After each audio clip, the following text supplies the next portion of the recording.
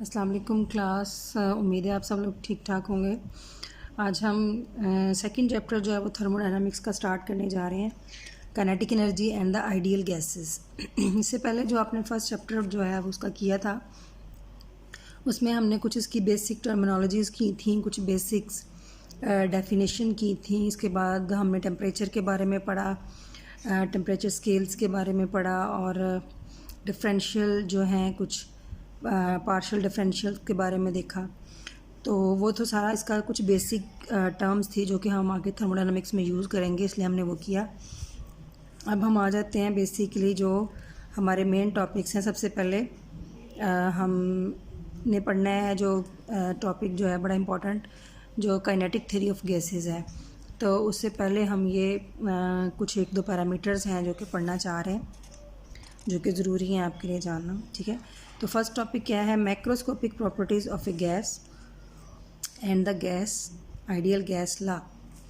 अब इसमें ये है कि पहले हम कुछ स्टडी करेंगे माइक्रोस्कोपिक प्रॉपर्टीज़ जो हैं, कौन कौन सी माइक्रोस्कोपिक प्रॉपर्टीज़ हैं जो कि हमने डिस्कस करनी है, और फिर उन प्रॉपर्टीज़ को यूज़ करके जो है वो हम गैस लॉ जो है वो ड्राइव करेंगे। ठीक है, तो इन प्रॉपर्टीज़ की मेजरमेंट किस तरह से होती है और मतलब वो प्रॉपर्टीज़ की डिपेंडेंस किस चीज़ पे है। अभी तक तो हम सिर्फ उनके बारे में पढ़ते आए हैं कि वॉल्यूम जो है वो प्रेशर पे डिपेंड करता है या वॉल्यूम टेम्परेचर पे किस तरह से डिपेंड करता है। तो ये जो है वो कुछ लॉज के ज़रिए भी डिफ़ाइन किया गया है। तो यहाँ पे सिंपली आपको अंडरस्टैंड करने के लिए हम ये एक एक्सपेरिमेंटल सेटअप देख रहे हैं, और यहाँ से फिर हम वेरिएशंस को चेक करके वो माइक्रोस्कोपिक जो क्वांटिटीज़ हैं उनको स्टडी करेंगे। ठीक है, सबसे पहले हम ये सेटअप देखते हैं। इसमें हमारे पास ये थर्मल रिजर्वायर है जो कि डायथर्मिक बेस है, और डायथर्मिक के बारे में मैं आपको बता चुकी हूँ। ठीक है, ये डायथर्मिक बेस है। इसके बाद ये आपका गैस सप्लाई है, जो भी आपने जिस गैस को आप अंडर ऑब्जर्वेशन लेंगे या जिसकी प्रॉपर्टीज़ आपने डिस्कस करनी है वो इसमें होगी। इसके साथ हम इसमें थर्मोमीटर इंसर्ट कर सकते हैं हम टेम्परेचर को वेरी करने के लिए। इसके बाद ये आपका पिस्टन है, पिस्टन के ऊपर जो मैस है, जो भी कोई मैस है जो हम कम या ज़्यादा कर सकते हैं। उसके बाद यहाँ आपको ये स्केल का सिंबल नज़र आ रहा है कि हम जब पिस्टन अपवर्ड डाउनवर्ड मूव करेगा तो इससे इसकी जो हाइट जो है वो चेंज होगी। ठीक है, तो अब हमने ये देखना है कि मतलब इसमें हम क्या कर सकते हैं। इसमें अगर जनरली मैं इस सेटअप को देखूं तो इसमें हम ये देख सकते हैं कि अगर हम पिस्टन को अपवर्ड या डाउनवर्ड मूव करते हैं तो इससे हम क्या मेजर कर सकते हैं। हम हाइट इसकी मेजर करके हम इसका जो वॉल्यूम है वो मेजर कर सकते हैं। ठीक है, उसके बाद जो अगर हम पिस्टन का जो वेट है वो कम ज़्यादा करें तो हम इसका प्रेशर भी कम ज़्यादा कर सकते हैं। उसके बाद अगर हम इसके थर्मल रिजर्वायर से हम हीट जो है वो किसी वे से इसमें चेंज करें, इसको टेम्परेचर सप्लाई करें, तो फिर उसका जो हम टेम्परेचर मेजर कर सकते हैं वो हम किसी थर्मोमीटर के ज़रिए इसमें मेजर कर सकते हैं। सेटअप से ये नज़र आता है। ठीक है, तो अब हम डिपेंडेंस देखते हैं इन प्रॉपर्टीज़ की, जो कौन कौन सी मैक्रोस्कोपिक प्रॉपर्टीज़ हैं। ये मैंने आपको एक टॉपिक में भी बताया हुआ है, मैक्रोस्कोपिक प्रॉपर्टीज़ कौन सी हैं और माइक्रोस्कोपिक कौन सी हैं। तो मैक्रोस्कोपिक में हमने अभी तक जो जनरल बात की है जिन प्रॉपर्टीज़ की, उसमें हमारे पास प्रेशर है, उसमें हमारे पास टेम्परेचर है जो कि हम उसका फिज़िकली मेजर कर सकते हैं, वॉल्यूम मेजर कर सकते हैं। ठीक है, और जिसके कुछ उसकी और फिज़िकल प्रॉपर्टीज़ जो हैं गैसेस की। तो यहाँ पे क्योंकि हम जो इम्पोर्टेंट है वो देखने जा रहे हैं कुछ प्रॉपर्टीज़ जो कि हमें आगे लॉ को ड्राइव करने के लिए भी ज़रूरी है। तो सबसे पहले जो इसकी फ़िज़िकल प्रॉपर्टी है वॉल्यूम, उसका बाकी सारी जो फिज़िकल प्रॉपर्टीज़ हैं या मैक्रोस्कोपिक प्रॉपर्टीज़ हैं उसके साथ हम इसका लिंक भी देखेंगे और उसको डिस्कस भी करेंगे। सबसे पहले है dependence of V on N. यहाँ पे वी जो है वो हमारा वॉल्यूम है कंटेनर का या गैस का, और उसके बाद फिर उसका जो नंबर ऑफ़ मॉलिक्यूल्स हैं उस गैस के, उसकी हम बात करेंगे। ठीक है, अगर हम टेम्परेचर को और प्रेशर को कांस्टेंट कर दें, ठीक है, मतलब जो टेम्परेचर है लेट्स सपोज हमने जहाँ पे ऑब्ज़र्व करना उसको स्टार्ट किया है वहाँ पे हम उसका टेम्परेचर को फिक्स कर दें। ठीक है, और जो उसका जो प्रेशर है यानी कि जो उस पर वेट है पिस्टन के ऊपर हम कंसिडर कर रहे हैं वो भी हम उसका कांस्टेंट कर दें, ठीक है। अच्छा जी, उसके बाद हम क्या कर सकते हैं, तो प्रेशर भी कंसिडर हमने उसका कांस्टेंट कर दिया और उसका टेम्परेचर भी हमने कांस्टेंट कर दिया, और हम कंसिडर ये कर लें कि हम सिलेंडर में जो है वो गैस किसी तरह से एंटर कर सकें, ठीक है। अब अगर सिलेंडर के अंदर गैस एंटर होगी तो उसके वॉल्यूम में चेंज होगी, ठीक है। अब गैस एंटर करने का मतलब क्या है कि हम उसके नंबर ऑफ़ मॉलिक्यूल्स, गैस की क्वांटिटी जो है वो चेंज कर रहे हैं। हमने टेम्परेचर को भी कांस्टेंट रखा है, हमने प्रेशर को भी कांस्टेंट रखा है। तो वी को हम वी की डिपेंडेंस देख रहे हैं तो इसलिए हमने वी को चेंज करना है। तो वॉल्यूम को चेंज करने का अब दूसरा तरीका ये है कि हम यहाँ पे नंबर ऑफ़ मॉलिक्यूल्स को बढ़ाएं, यानी कि हम गैस की क्वांटिटी को बढ़ाएं। तो जब हम इसके अंदर मज़ीद गैस को ऐड करेंगे तो जो इसकी हाइट होगी पिस्टन की वो चेंज होगी, ठीक है। अब हम नंबर जो है वो मॉलिक्यूल जो है, नंबर ऑफ़ मॉलिक्यूल्स कैलकुलेट करने का हमारे पास सिंपल मेथड ये है कि हम टोटल मास जो है वो फाइंड आउट करें कन्फाइंड गैस का। कन्फाइंड गैस मीन कि जो इस वक्त हमारे सिस्टम के अंदर गैस हमने कन्फाइन की हुई है, हम उसका मास जो है वो फाइंड आउट करें। उसके बाद हमें मास पता हो ईच मॉलिक्यूल का, तो यहाँ से हम फाइंड आउट कर सकते हैं टोटल नंबर ऑफ़ मॉलिक्यूल्स जो कि कन्फाइंड गैस के अंदर प्रेजेंट है, यानी कि n हम फाइंड आउट करते हैं। n फाइंड आउट करने के लिए हमें क्या करना है, हमें टोटल जो गैस का मास है वो पता हो, ठीक है, और हर मॉलिक्यूल जो ईच मॉलिक्यूल है उसका मास कितना है। तो इन दोनों की रेशियो से हम फाइंड आउट कर सकते हैं नंबर ऑफ़ मॉलिक्यूल्स, ठीक है जी। अब हमने क्या देखा है, ऑब्जर्वेशन ये है कि गैस वॉल्यूम जो है वो इंक्रीज़ करता है linearly with the number of molecules n, यानी कि हम अगर नंबर ऑफ़ मॉलिक्यूल्स को इंक्रीज़ करें तो वॉल्यूम जो है वो उसके साथ लीनियरली यानी डायरेक्टली इंक्रीज़ करेगा, ठीक है। अब अगर हम यह गैस को रिप्लेस कर दें, मतलब जो पहले हम गैस कंसिडर कर रहे थे हम कोई और गैस इसमें कंसिडर कर दें, ठीक है, उतने ही नंबर ऑफ़ मॉलिक्यूल्स किसी और गैस के इसमें शामिल कर दें और वही टेम्परेचर और प्रेशर जो हमने पीछे रखा है, मतलब पहले केस के लिए कंसिडर किया था, वही हम टेम्परेचर और प्रेशर जो है वो कंसिडर करें, तब भी वॉल्यूम जो है वो सेम रहेगा, ठीक है। मतलब आपने टेम्परेचर भी वही रखा, प्रेशर भी वही रखा, नंबर ऑफ़ मॉलिक्यूल्स उतने ही रखे, लेकिन आपने गैस कोई और रिप्लेस की है तो उतना ही वॉल्यूम आपके पास आएगा, उतना ही वॉल्यूम वो ऑक्यूपाई करेगी, ठीक है।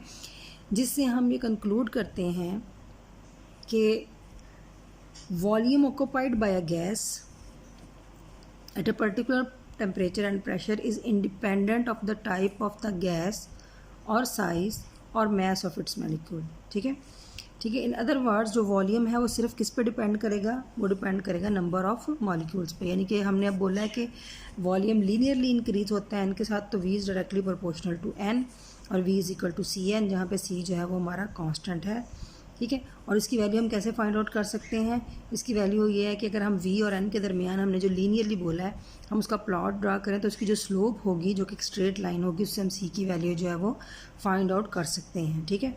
ये जो इक्वेशन है holds for different constant values. अगर हम अब हमने p और t को फिक्स रखा हुआ है, कांस्टेंट रखा हुआ है, ठीक है। अगर हम p और t की वैल्यूज़ को डिफरेंट वैल्यूज़ को लेते जाएं और उनको कांस्टेंट रखें और फिर डिफरेंट वैल्यू ऑफ c जो है वो लें, इनको हम कांस्टेंट कर दें और c की वैल्यू चेंज करते रहें, तो ये इक्वेशन जो है ये होल्ड करेगी, ठीक है। c को हमने चेंज करना है। इस इक्वेशन को हम सम टाइम, इसका जो नाम है ये जो हम इक्वेशन ले रहे हैं v is equal to C N, इसको हम एवोगाड्रोस लॉ भी बोलते हैं, ठीक है। ये तमाम जो अप्रॉक्सीमेशन है तमाम रियल गैसेस के लिए ये फुलफ़िल करती है, ये होल्ड करती है, और स्पेशली हम ये बोलते हैं कि ये लो प्रेशर यानी कम डेंसिटी वाली जो गैसेस हैं और स्ट्रिक्टली जो आइडियल गैसेस हैं उनके लिए भी ये इक्वेशन होल्ड करती है, ठीक है। तो ये तो आपने देखा है कि dependence of v on n, volume जो है वो क्या है, लीनियरली इंक्रीज़ करता है by increasing the number of molecules, direct relation है मीन्स इसके लिए, ठीक है। तो ये जो डायरेक्ट रिलेशन होता है ये हम मोस्टली हमें जो मिलता है वो स्ट्रेट लाइन से मिलता है। ठीक है, स्ट्रेट लाइन जो है वो प्रोपोर्शनलिटी को रिप्रेजेंट करती है। सेकेंड हम देखते हैं dependence of V on P, यानी कि अगर वॉल्यूम का प्रेशर के साथ क्या है लिंक है। तो अब हमने क्या करना है, पहले हमने क्या किया था, टेम्परेचर और प्रेशर को फिक्स किया था, नंबर ऑफ़ मॉलिक्यूल जो हैं वो चेंज किए थे। अब हम number of molecules and temperature दोनों को कांस्टेंट कंसिडर करेंगे और हम प्रेशर को चेंज करेंगे। And how we will change the pressure, we will change the pressure by changing the load on the pistons and by changing the mass on the piston and measure the resulting volume V. अब हम different message के लिए volume जो है उसकी value check करते जाएंगे, ठीक है। तो ऑब्जर्वेशन क्या मिलेगी कि प्रेशर जो है वो इंक्रीज़ हो जब आप करते हैं तो वॉल्यूम जो है वो डिक्रीज़ होगा, और जब आप वॉल्यूम प्रेशर को डिक्रीज़ करेंगे तो वॉल्यूम जो है वो इंक्रीज़ होगा, ठीक है। मतलब आप यहाँ पे मैस को अगर ज़्यादा करेंगे तो पिस्टन डाउनवर्ड मूव करेगा, वॉल्यूम कम हो जाएगा। अगर आप मैस को कम करते जाएंगे, पिस्टन अपवर्ड मूव करता जाएगा तो वॉल्यूम जो है वो ज़्यादा होता जाएगा, ठीक है। तो इसलिए जो ग्राफ होगा पी और वी का वो एक कर्व ग्राफ जो है होगा, जिसको हम रेक्टेंगुलर हाइपरबोला भी बोलते हैं, ठीक है। लेकिन अगर हम अब देखें, एक क्वांटिटी को इंक्रीज़ कर रहे हैं, दूसरी जो है वो डिक्रीज़ हो रही है। लेकिन अगर हम यही ग्राफ जो है वो पी और वी इनवर्स के दरमियान अगर करें तो ये हमारे पास स्ट्रेट लाइन ग्राफ आएगा, ठीक है। तो जो ये शो करेगा कि पी जो है वो directly proportional to V inverse. तो ये दूसरे वर्ड्स में वही वाली बात है जो मैं ऊपर बता रही हूँ कि आप इसको P is directly proportional to V inverse की बजाय आप इसको P is inversely proportional to V इस तरह से भी आप लिख सकते हैं, ठीक है। सो प्रोपोर्शनलिटी को ख़त्म करने के लिए P is equal to any constant और V इनवर्स। अब वहाँ पे आपने जो कांस्टेंट कंसिडर किया था C, और यहाँ पे हम C प्राइम कंसिडर कर रहे हैं, ये जस्ट उसको डिफरेंट करने के लिए है, ठीक है। और NT हमने कांस्टेंट रखा था। तो अगर हम इनवर्स को ख़त्म करें तो हम इसको इस फॉर्म में लिख सकते हैं C/V, और क्रॉस मल्टीप्लिकेशन से PV is equal to constant भी बोल सकते हैं और PV is equal to C prime भी, ठीक है। तो इसको हम बोलते हैं बॉयल्स लॉ, ठीक है, जो कि स्ट्रिक्टली होल्ड करता है किसी भी आइडियल गैस के लिए, और ये इसका ग्राफिकल रिप्रेजेंटेशन है। ये जब हम P और V के दरमियान ले रहे हैं रिलेशन, और जब हम P और V इनवर्स का लेंगे तो ये हमें एक स्ट्रेट लाइन शो करेगा, ठीक है। अच्छा जी, थर्ड आ जाए, dependence of V on T। अब यहाँ पे पीछे हमने क्या किया था, यहाँ पे हमने प्रेशर को चेंज किया था, जबकि टेम्परेचर और नंबर ऑफ़ मॉलिक्यूल्स को कांस्टेंट किया था। अब हम क्या करेंगे, हम प्रेशर और N को कांस्टेंट करेंगे और हम टेम्परेचर जो है वो उसको वेरी करेंगे, ठीक है। तो वो जो हमने उसकी बेस में थर्मल रिजर्वायर लिया है, उसके ज़रिए हम उसका टेम्परेचर जो है वो चेंज कर सकते हैं, ठीक है। तो टेम्परेचर को इंक्रीज़ करने से हमारे पास एक लीनियर रिलेशनशिप आता है, यानी कि डायरेक्ट रिलेशनशिप आता है वॉल्यूम और टेम्परेचर के दरमियान, यानी कि वे दोनों डायरेक्ट रिलेशन में है, या V is directly proportional to T। तो यानी कि आप टेम्परेचर को इंक्रीज़ करेंगे तो वॉल्यूम इंक्रीज़ होगा, टेम्परेचर को डिक्रीज़ करेंगे तो वॉल्यूम जो है वो डिक्रीज़ होगा। तो अब अगर हम इसका प्रोपोर्शनलिटी साउंड ख़त्म करें तो अनदर कांस्टेंट हमारे पास C डबल प्राइम, ठीक है। अच्छा जी, ये हमारे पास V is equal to CT, ठीक है। और इसको हम प्रेशर की फॉर्म में अगर लिखें तो P is directly proportional to T, या P is equal to CT। इसको हम बोलते हैं चार्ल्स लॉ भी बोलते हैं और गे-लॉसिक लॉ भी बोलते हैं, ठीक है। तो अगर हम इसका जो ग्राफ ड्रा करेंगे, अगर हम ये चार्ल्स लॉ को हम दोनों तरह से डिफ़ाइन कर सकते हैं, ठीक है, क्योंकि यहाँ पे इसने ग्राफिकली इसको शो किया है। अगर आप ग्राफ देखें दोनों का, ये वॉल्यूम और टेम्परेचर का ग्राफ है और ये प्रेशर और टेम्परेचर का ग्राफ है। तो दोनों केसेस में ये जो कर्व इंटरसेक्ट करती है वो पॉजिटिव एक्स एक्सिस वॉल्यूम पे यहाँ पे करती है, प्रेशर पे भी इसी जगह पे करती है। अगर आप इसको बैकवर्ड स्ट्रेट लाइन ड्रा करें तो दोनों लाइंस जो हैं वो हमें एक ही पॉइंट पे मिलती नज़र आती हैं, जो कि -273.16 C है, यानी कि 0 केल्विन पे, ठीक है। तो वेरिएशन दोनों की सेम है, इसलिए हम चार्ल्स लॉ को दोनों फॉर्म में डिफ़ाइन कर सकते हैं, ठीक है। तो अब हमने क्या किया है, तीन चीज़ें की हैं, V depending on N, V depending on P, V depending on T and V depending on N, ठीक है। तो अब हम यहाँ से लॉ जो है या इक्वेशन जो है बड़ी इंपॉर्टेंट वो ड्राइव कर सकते हैं। ये रिलेशन हमने तीन देखे हैं कि volume is directly proportional to the number of molecule जब आपने प्रेशर और टेम्परेचर को कांस्टेंट रखा, V is inversely proportional to the pressure जब आपने नंबर ऑफ मॉलिक्यूल्स और टेम्परेचर को कांस्टेंट रखा, V is directly proportional to temperature जब आपने प्रेशर और नंबर ऑफ मॉलिक्यूल्स को कांस्टेंट रखा। अगर हम तीनों को कंबाइंड फॉर्म में लिखें तो आप देखें एन और टी के डायरेक्टली प्रोपोर्शनल है और पी के इन्वर्सली। तो कंबाइंड फॉर्म में लिखें तो एन और टी के डायरेक्टली प्रोपोर्शनल और पी के इन्वर्सली। तो प्रोपोर्शनलिटी साइन को हमने ख़त्म किया तो यहाँ पे इक्वल और कांस्टेंट आ गया। तो अगर आप इसको क्रॉस मल्टीप्लिकेशन में लिखें तो पी वी यानी कि इस एन टी बाई पी को हम दूसरी साइड पे ले गए तो P V over N T is equal to constant, और इस कांस्टेंट को हमने नाम दिया है के का, जिसे हम बोल्ट्जमैन कांस्टेंट बोलते हैं। ठीक है, ये प्रोपोर्शनलिटी कांस्टेंट है जिसको हम बोल्ट्जमैन कांस्टेंट कहते हैं, जिसकी वैल्यू जो है वो स्टैंडर्ड वैल्यू ये 1.38 इंटू 10⁻⁻23 जॉल पर केल्विन इंटू मॉलिक्यूल। ठीक है, तो इसी अभी क्योंकि ये तीनों इक्वेशंस को कंबाइन करके हमारे पास ये ला आता है, तो हम ये हमारे पास इक्वेशन आ रही है, तो हम इस इक्वेशन से वो बाकी तीनों इक्वेशन भी वापस ड्राइव कर सकते हैं। मसलन अगर आप यहाँ से v की वैल्यू निकालना चाहें तो आप क्या लिखेंगे, v इज़ इक्वल टू आपका एन टी ओवर पी दूसरी साइड पे चला जाएगा। ठीक है, इस तरह से v इज़ इक्वल टू के टी पी एन।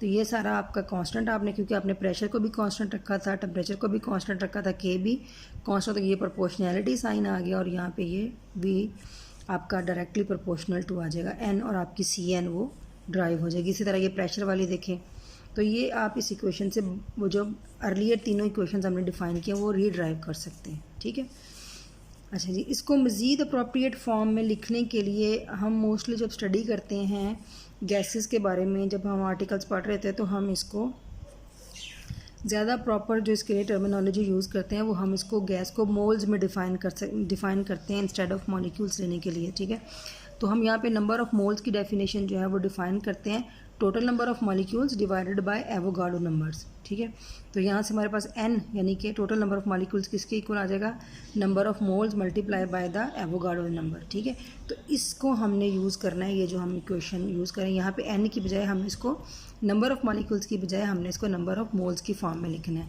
तो यहाँ पर जब हमने इसको सब्स्टिट्यूट किया तो पी वी ओवर एन की बजाय n n a t is equal to k, और P V is equal to cross multiplication से n over n into n a k t, और ये जो एन ए के है एवोगाड्रो नंबर, ये भी हमारे पास एक कांस्टेंट है, और ये के भी है, तो हमने एक नया कांस्टेंट डिफाइन कर दिया जिसे हमने आर बोला है, जिसको हम यूनिवर्सल गैस कांस्टेंट भी बोलते हैं। तो हमारे पास इक्वेशन आ गई P V is equal to N R T form में। ठीक है, ये हमारे पास यूनिवर्सल गैस कांस्टेंट की वैल्यू है 8.31 जॉल पर मोल इंटू केल्विन। ठीक है, तो ये जो इक्वेशन हमारी आई है, हमने जो पीछे ड्राइव की है इक्वेशन 2.8, इसको हम बोलते हैं आइडियल गैस इक्वेशन या आइडियल गैस लॉ भी हम बोलते हैं। ठीक है, तो इसी हमें क्या इन्फॉर्मेशन देती है, equation of state of a systems give a fundamental mathematical relationship among macroscopic thermodynamic quantities. अब आप देखें इसमें क्या है,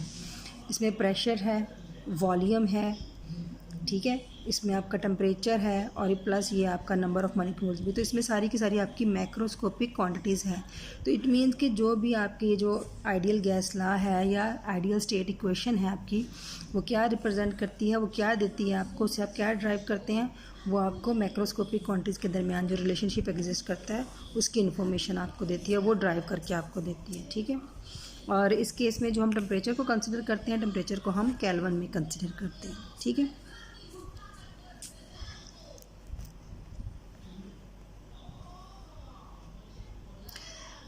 आज हमने इसका सेकंड चैप्टर को स्टार्ट किया और इसका फर्स्ट टॉपिक किया है। कल इंशाल्लाह हम इसके सेकंड टॉपिक को नेक्स्ट वीडियो में करेंगे, जिसमें हम आइडियल गैस मॉडल और जो कैलकुलेशन करेंगे हम प्रेशर की। ठीक है, kinetic calculation of the pressure, क्योंकि हम काइनेटिक थ्योरी जो ऑफ गैसेस जो हैं वो उसको ड्राइव करना चाह रहे हैं। ठीक है, तो अगर आपको इससे रेलेवेंट कोई भी क्वेश्चन करना है इस वीडियो से और इस टॉपिक से रेलेवेंट, तो आप मुझे वॉइस टेक्स्ट पे पूछ सकते हैं। ठीक है, इसके नोट्स में आपको साथ साथ प्रोवाइड करूँगी इस बुक के, और मे भी मैंने आपको इसको असाइनमेंट की फॉर्म में दिया हुआ है। साथ इसमें जो सॉल्व एग्जाम्पल हैं बुक की वो आपने ज़रूर देखनी है। ओके स्टूडेंट, अल्लाह हाफिज़।